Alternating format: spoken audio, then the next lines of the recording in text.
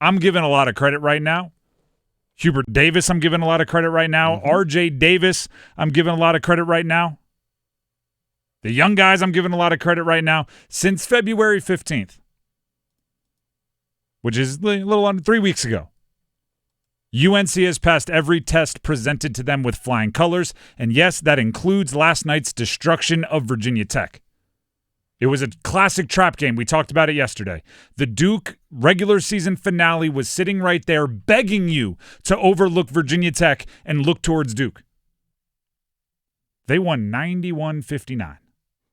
32 points. They lit up Virginia Tech on the road. Didn't even feel that close. And it was a slow start for UNC, and then once they woke up, it was that's all she wrote pretty darn early. Yeah, 15-1 run to close out the first half. And now here's the question. I think this is an appropriate way to put it for UNC. They are, without a doubt, peaking at the right time. Every coach says you want to peak going into March, right? That's everything. And don't judge me by how we are in November. Judge me by how we are in March. And there's zero doubt in my mind UNC is playing their best basketball of the entire season right now. The question still remains, is their best basketball good enough? Right? They're peaking right now. Is their peak high enough? And did the lulls, did the valleys that they've dealt with put them too far down too far behind the eight ball that it's too difficult to come back from? My guy Jalen Withers didn't light it up. Let's not get carried away. Had a solid day, but did not light it up. Did not shoot 50% or better from three for the first time in over a month. But the threat was there. He took 5 attempts. That's good, and everyone else benefited. Drake Powell got open shots from three, knocked him down, 3 of 4. Then Allen Lubin had a double-double. Ian Jackson, Seth Trimble lit it up from the bench. They didn't let up at all. They lit it up from the bench. Hubert Davis, again, as I mentioned, give him a lot of credit for keeping this team locked in, not packing it in like many teams would have during their lulls. Talked about generating quality looks at the basket, specifically from three. I told the guys this is the reason why I think we're shooting well is because we're generating good threes. Yeah, we're working offensively inside and out. And so we're attacking the paint, trying to dominate points in the paint through post penetration, offensive rebounds. And when you do that, that leads to good threes, open threes. And I just have always felt like if we could generate good threes, we'll make them. And we made a lot of them tonight. We've talked about the emergence of the big guys. Right there, what he talked about, quality of three, selection of shots.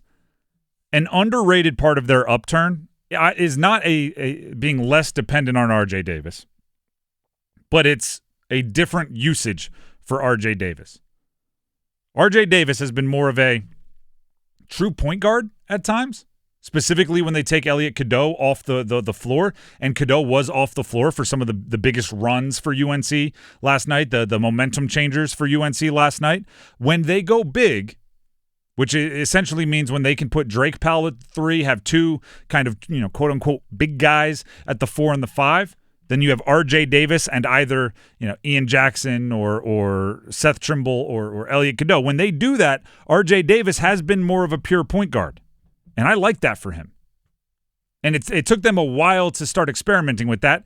Rightfully so, maybe, right? RJ Davis was the Jerry West Award winner last year. That goes to the best shooting guard in the country. And coaches have probably been accused of overthinking it when you go, he won the award for best in the country at his position, and you want to start by making him change positions? Well, kind of, maybe, a little bit. But when they do that, I think there's a little bit less pressure on RJ to create his own shot.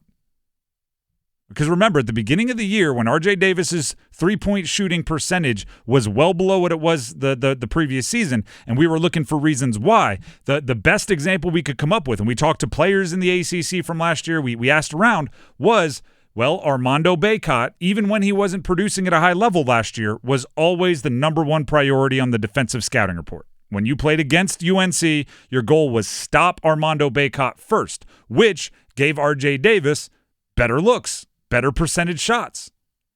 And you take Armando Bacot away, those shots, I don't know how much worse they were. Maybe, a hand that would have been contesting from 5 feet away is now 3.5 feet away. Like, I don't know exactly how much it was, but whatever it was affecting RJ Davis. Take him off of that creator role, put him into a playmaker role. He can still find his shots if they're there, right? Don't turn down a good look. But when that happens, it is a different beast for UNC. And that has been something that has developed alongside the better play of the big guys. As Withers, Washington, as Van Allen Lubin, as Drake Powell have demanded more minutes and more size on the floor, by default, that means RJ Davis is playing a little bit of a different role, and it's benefited everybody. And other teams know when the ball's in his hands, you obviously have to guard him because he can create his own shot. True.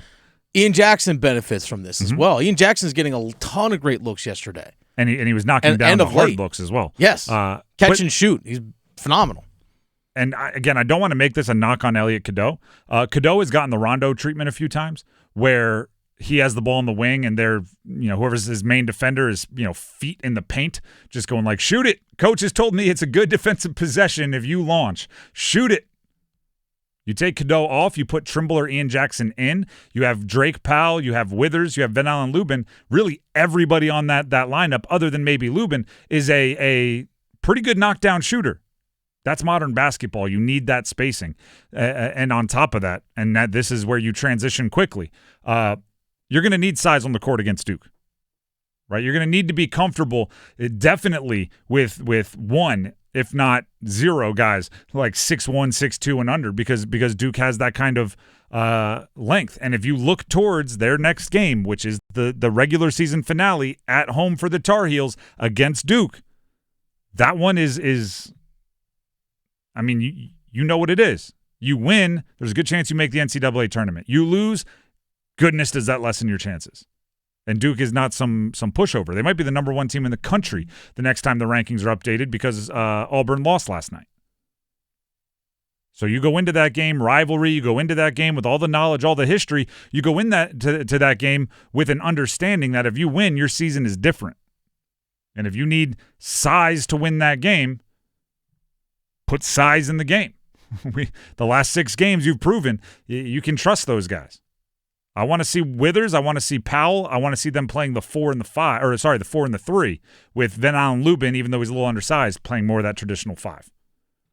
Do that. Get Ian Jackson on the floor more. Get Trimble on the floor more. I think that's your best chance to really change your season in this one. Yeah, starting 4 guards like they did last time in Cameron, that ain't going to work. And because it didn't last time. I was going to say, if you need evidence of that one, I can direct you to some YouTube videos. Yeah, I can show you some highlights. Yeah, there's quite a few of those. But credit to UNC. We're going to learn a lot about them, not just in the Duke game, but in the ACC tournament. They're 2 kind of golden arrows to shoot their way to the NCAA tournament. We're going to learn a lot about them, but one thing you can't say about this team is that they rolled over. One thing you can't say about this team is that they checked out when the going got tough. Right, they got going, and you got to respect that about a competitive team like the UNC Tar Heels.